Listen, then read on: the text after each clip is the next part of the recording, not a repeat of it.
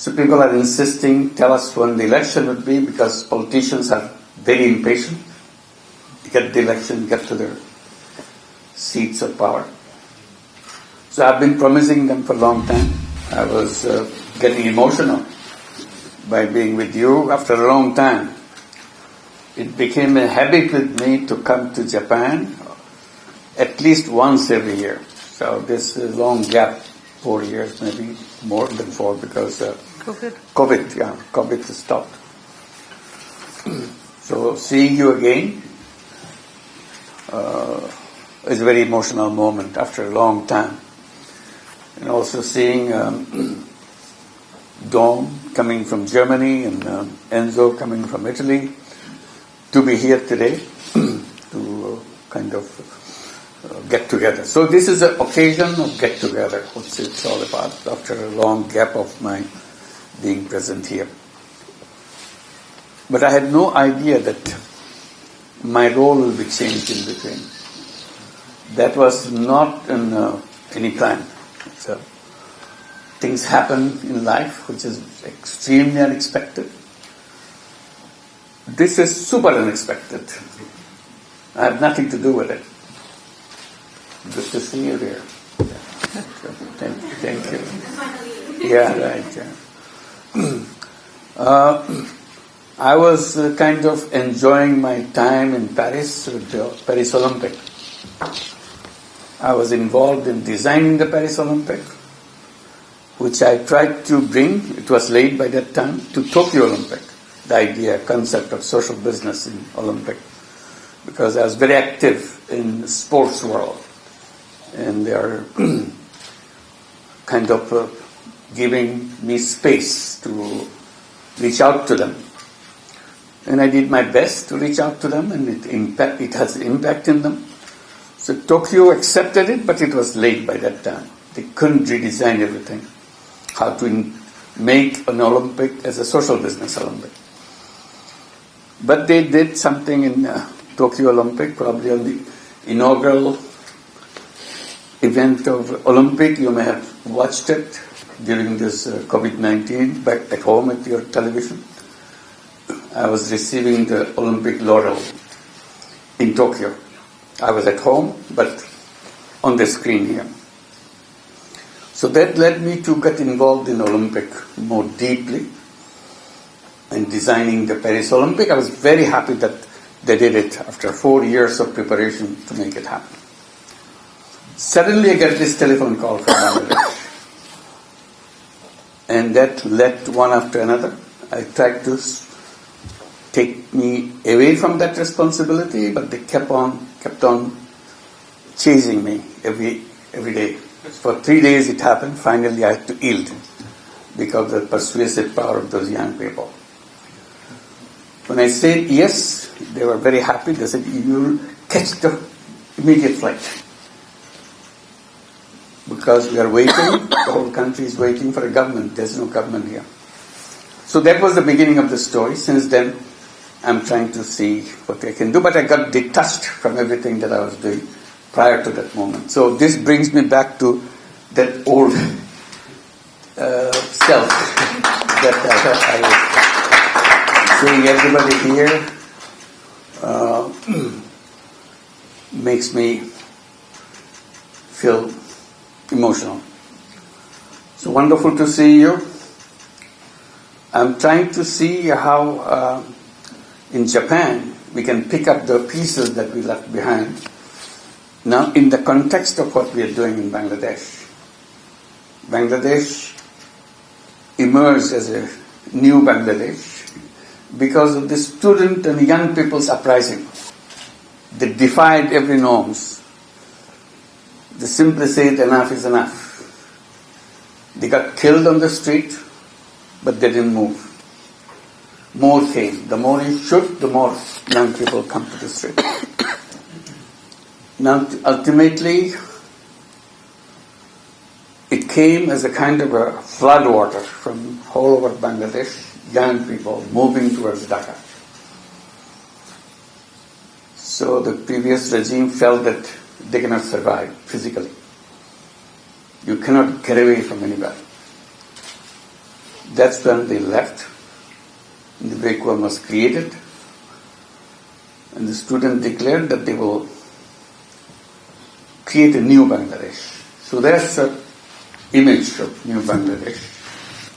They tried to express it in many ways. Where I was given the task of translating that into reality. It's a difficult task. Not everybody agrees on everything, which is natural.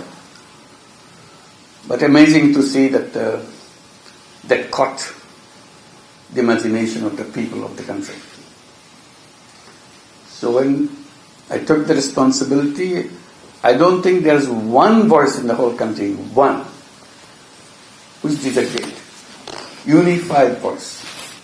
So there's a tremendous kind of power, having the whole country agreeing on everything. So that was the journey. And it was a devastated country, not just after a war situation, you're a devastated country. It's not like that.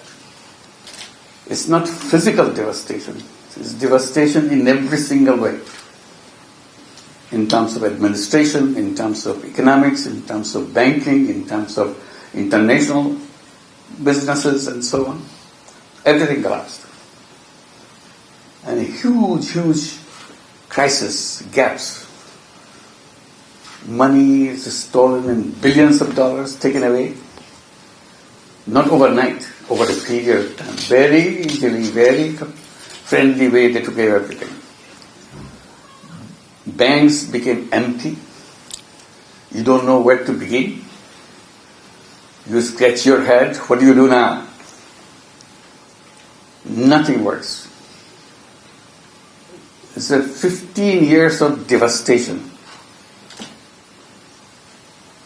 15 years of misrule. 15 years of people disappearing. You don't know where they went. You couldn't find out. Still we don't find out, many. And horrible, horrible kind of actions taken.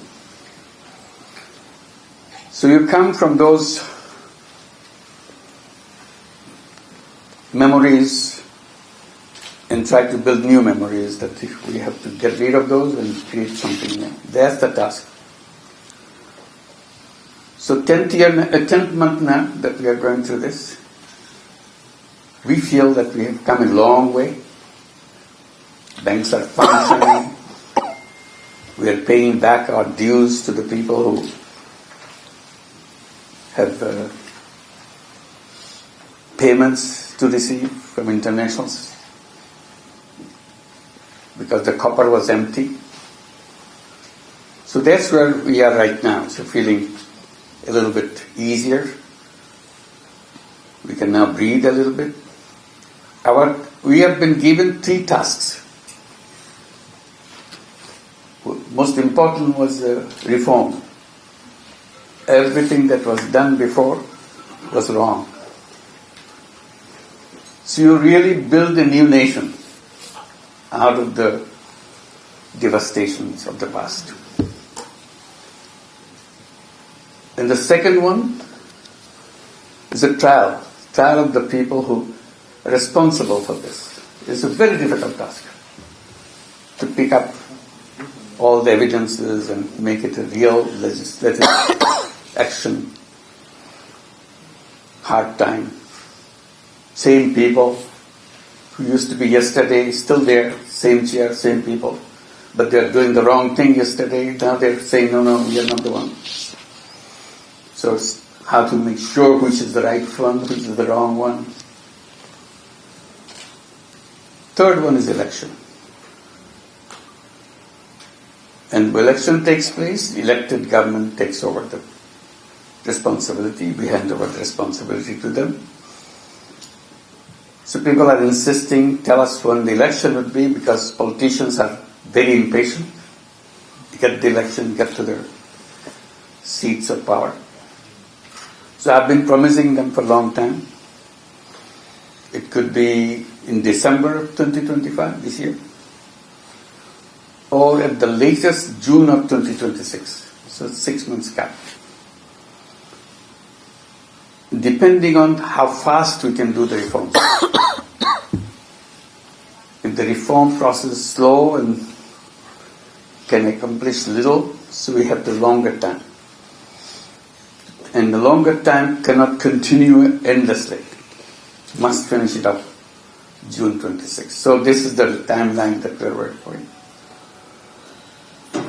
Young people are still impatient, want to see results right now, right away. Bangladesh is an amazing country. Many of you are familiar, have been there, Bangladesh many times. Amazing country in terms of population. It's a small country, territory-wise, but the home of 180 million people. Very densely populated country.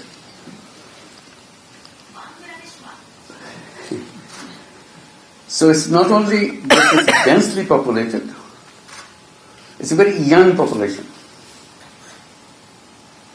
Half the population of 180 million, half of 180 million is under the age of 27 years. Imagine that. By the time you go to 50, you almost exhaust the population. Very few beyond 50. That's the average in Japan. Pardon me? Average in Japan is Right, 49. yeah. So that's the kind of country you got. Very young population. And that creates another dimension. Because they have access to technology. Everybody has a phone. Everybody has connection, internet connectivity. They know the whole world. Whether you are illiterate, whether you are a village woman, whether you are a village girl, village boy, you know what's happening. And everybody's talking, everybody's messaging. So their ambition level goes up and up and up. And that's amazing that they can do things. And we have not been able to provide all those facilities because previous governments were not interested in making them happy. They were busy making themselves happy. Stealing money everywhere. So how to bring this to the picture? When I was told as I was coming that Japan is taking a lot of young people to come here to work, I said, this is one opportunity, let's take it. So this is one of the things we'll be discussing in our official discussion. How to send those young people to come to Japan. You need people, we have people. We are the reservoir of young people everywhere. And that this benefits Bangladesh in two ways.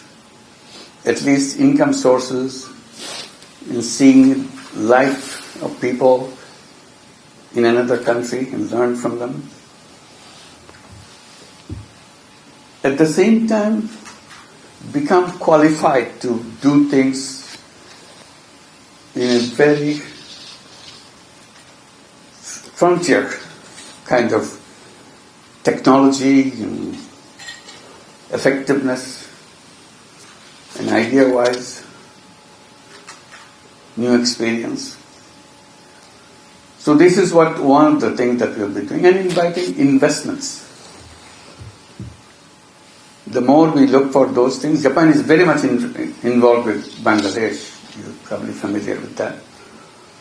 Many of our major projects, development projects, are designed and funded by Japan. So we are very indebted to Japan in every single way. But there are more scope. So we'll be talking about other scopes. Like the one right now, before this meeting, I was explaining, Bangladesh is not only lucky with young people, having all those young, when I say young people, I mean young boys and young girls. Girls are as effective, as dedicated and committed, as prepared as anybody else. When the students were demonstrating on the street, taking bullets,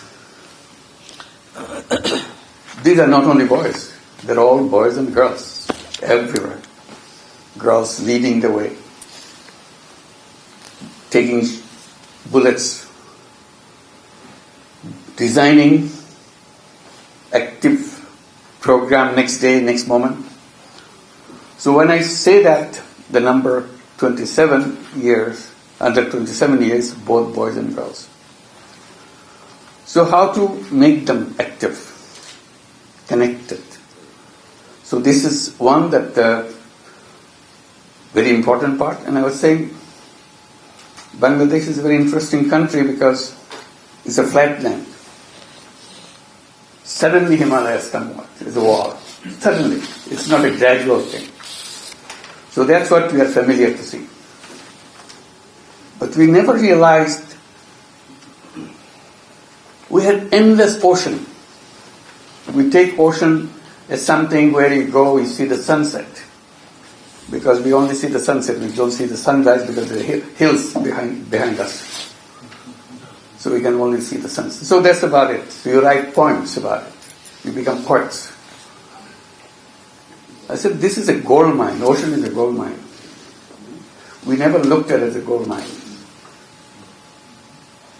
We don't have any maritime activity, just small jobs and shipping and so on, traditional thing. So I said, this is a great opportunity for us to build a new economy based on ocean. It gives you access to the rest of the world. Japan already very much involved with us in that. They are the one who helped us build the deep sea port already. And we have a series of terminals to go along with it. So I said, this area alone, just one southern part of Bangladesh where it's intensively being done, the design and financing help from Japan, alone can transform the population, 180 million, in a completely different way. Its economy can change overnight if you just know how to make use of this. The access to ocean means access to the world. I don't have to explain it to Japan. That's what Japan did. Any other nation did, using their water. So this is one we want to learn. So one of the things that we would like to do, learn from the experience of Japan. So looking for institutions, looking for people who dedicated their life, devoting to this maritime thing. So we need your help. One simple reference to somebody, introducing us to somebody, makes lots of difference for us. Instead of running around trying to figure out what to do, someone can just say that this is the way it has been done in the past, this is the way you're going to start. That opens the door for us. Money is important, but the idea is much more important. So we need your help on generating those ideas and so on. Bangladesh not only has ocean, I was just explaining a few minutes back, we have a huge mangrove forest. It's a treasure of the world. But we just ignore it. As if something has no use. But we forget that mangrove forest is something, is a treasure to the nation, treasure to human beings. If we know how to make use of it, they protect us for environmental hazards. When the wind comes, they have the barrier to stop the wind. And biodiversity that goes with it. And many things. So we're lucky to have oceans. We are lucky to have rivers. Those days we talked about rivers, but more describing it as a poet. We have produced lots of poets describing the nature around us, but never put our attention in how to make use of it to transform the society. So I'm here to get your guidance, get your help, because it's in a hectic situation. You can hardly focus on anything more than 5 minutes, because something else is so emergency situation that you have to pay attention to. So you switch. So within this span of few minutes, as much you can tell us how to do so that I can pass it on to somebody to carry the ball from there. So wonderful to see all the people that I have worked with for many, many years together here today. And I hope we'll succeed. We don't know yet what ultimately, these are the things that we dream about, but how dream can be translated into reality. It will be shame. All the dreams of the young people, unified dream, there are no two dreams, just one dream, new Bangladesh. We have nothing to do with the old Bangladesh. That's finished. Goodbye. And they have outline of this new Bangladesh. They speak it out in every occasion. Now catch those words, catch those imagination, translate it into real action to see that happen. And happen fast. Not 20 years later, 10 years later, right now, you want to see the result. So that's a challenge. And I feel that yes, beginning can be done. Of course it can be done. It's so obvious. Nobody can deny what young people are asking for. Simply translate it, get the right idea, right institutional framework, right policies, and make it happen. So a lot of dedicated people are working very hard to make that happen. And we need your support. You are the one from us, from far, giving us connections, ideas, saying things that this can be done in this way. Feel free completely. We are open. And I hope I could spend more time talking to you individually to further all the things that we have on our dashboard. Where to go, how to go, and all that. So I hope we can have open discussions, open comments, questions, and see we can, from now on, all of us become part of the same team. Opportunity has come. It's not only opportunity for Bangladesh, it's opportunity for the whole world. How to use the aspirations of young people and translate it very quickly into real thing. So let's not miss this opportunity. Because if you miss it, it may not come in hundreds of years. It's very difficult to recreate that moment, the spirit of that moment, aspiration of that moment. So we have that now. So we need a total mobilization, all the resources that we have around us. Thank you very much for giving this opportunity. Thank you.